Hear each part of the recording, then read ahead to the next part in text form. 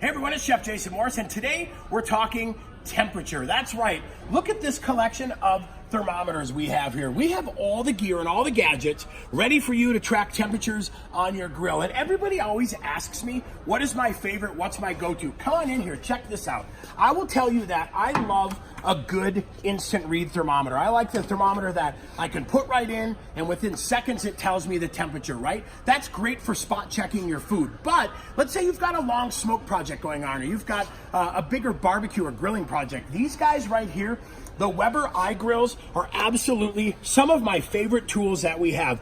We've got an IGrill that offers one probe. We've got an IGrill 2 where you can have up to 4 probes. And then this right here, the IGrill 3, that's meant to work along with your Weber grill. But I'll tell you what, when it's time to take temperature, come and check us out because we have all the gear that you need to satisfy your grilling lifestyle.